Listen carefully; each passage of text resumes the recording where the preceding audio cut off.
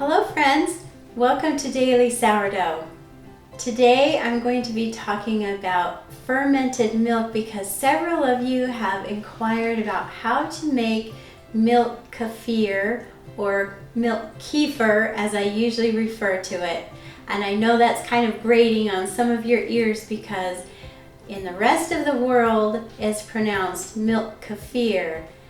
I first learned about milk kefir or milk kefir from my son who spent a lot of time in Russia, and I believe that's even where it originates. In fact, it dates back to Genghis Khan time when they fermented their horse's milk and lived off of that. So pretty interesting, long time product that's really beneficial.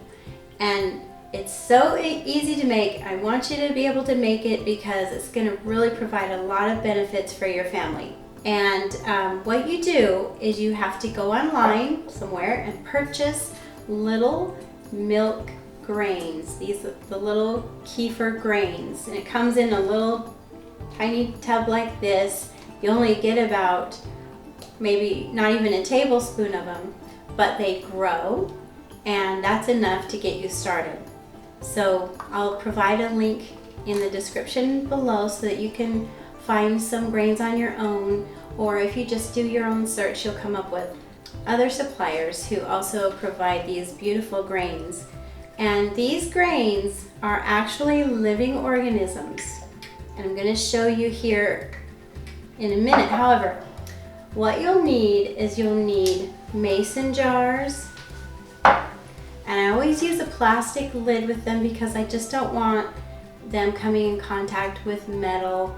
I just think that I don't know if there's anything wrong with that, with them being in a metal environment, but I prefer the plastic lids. And this is a nylon strainer. And the reason I use a nylon strainer is because when I'm extracting the little grains from the milk, then I'm brushing it against the strainer, and I think a metal strainer would be too rough on it and kind of damage the little grains. So in here I have my little grains, and they've been fermenting this milk overnight. And I'll show you here. This is how you extract the grains and harvest your milk, your fermented milk. It's very simple to do. Just take a rubber spatula, make sure you get all of them. Some of them are going to be very tiny and some will be bigger. Now I'm going to just lightly brush this through my strainer because once the milk ferments, it becomes thicker. And as you can see, you're left with these little cottage cheese-like grains, and these are the living organisms. And as you continue to feed them, they will grow, they will get bigger, you'll have more of them because they are producing while you're feeding them. So they feed off of the lactose in the milk, and now they are reproducing. So you're going to end up with more of them. Now, as you can see, it's coming through the strainer. Now have another mason jar ready, or you can just rinse this jar with hot water. I wouldn't use any detergent because detergent is made specifically to kill bacteria, and you want the living bacteria in your milk kefir. That's one of the benefits. That's what you're trying to do, is ferment it with all these wild yeasts and wild bacteria. So you can either rinse it with hot water and then put your grains back in, or you can just have a spare jar that's already been rinsed, and then you put the grains back in your jar to ferment again. And as you can see, this milk is now much thicker. It's not as thick as yogurt, but it is quite a bit thicker than just regular milk. I wanted to tell you some of the benefits of using milk kefir over yogurt even. Yogurt has many good bacterias and vitamins in it, but milk kefir has even more. So milk kefir has calcium, magnesium, vitamin B, vitamin D, and billions of colonies of lactobacillus, which fights off the bad bacteria. So not only are you nourishing your body with many vitamins, but you are also fighting off bad bacteria.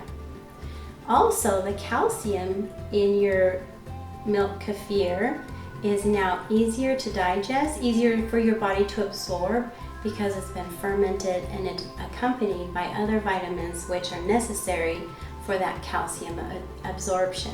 You can feed your milk kefir really any type of animal milk.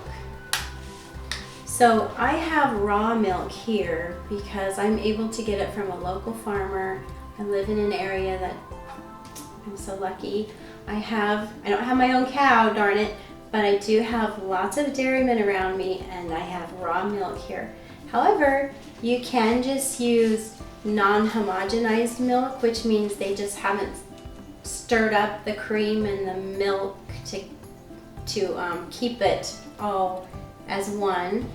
Non-homogenized milk, or you can use ultra pasteurized milk even. And the great thing about using ultra pasteurized milk, which is like everybody can get that, is that you are now taking milk that has been stripped of all its nutrients and is hard for people to digest. So many people are lactose intolerant, and you are introducing the lactobacillus, you're introducing all these new vitamins and living organisms, you're putting it back into that milk that has been stripped. And so then your milk becomes healthy for you once again.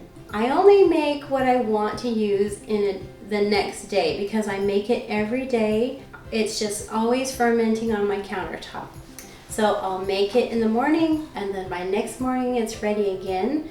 And I often use it in my pancakes, waffles, biscuits, or like during the summer especially, I use it for smoothies.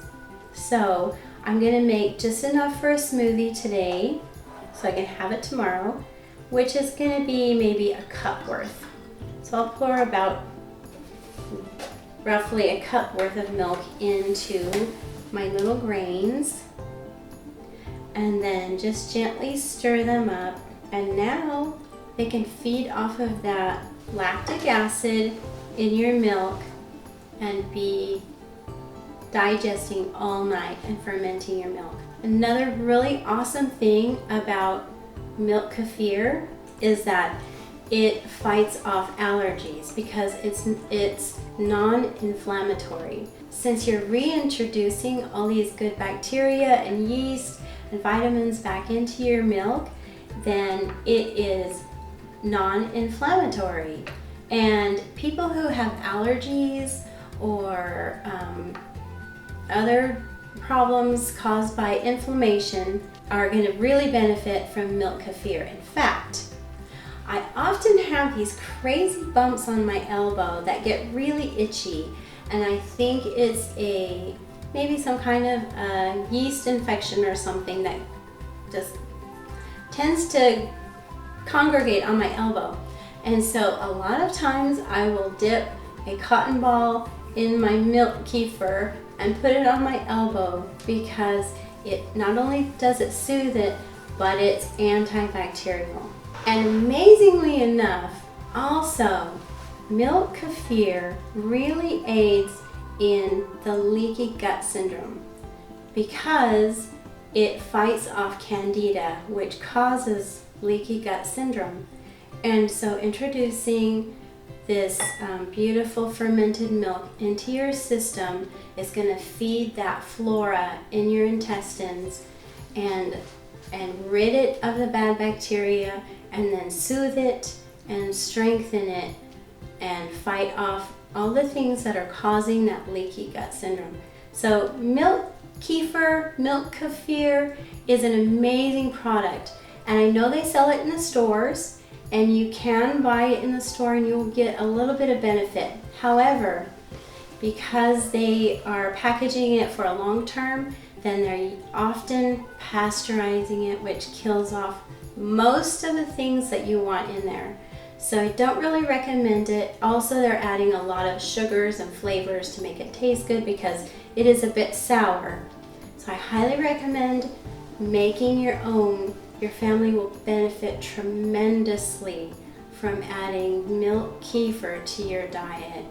And thank you so much for asking about this. This is a really big part of our family's lives. And like I said, I'm going to take this right here and I'm going to make a beautiful smoothie for breakfast. And it is a little bit tart, so I just add lots of yummy fruit and I end up with something that feeds my body, feeds my family, and is delicious besides. So friends, there you go. Try making your own milk kefir, milk kefir. Sorry to all of you out there in the world who pronounce it that way, but be sure, friends, to stay tuned to Daily Sourdough because I have many, many more recipes to share with you.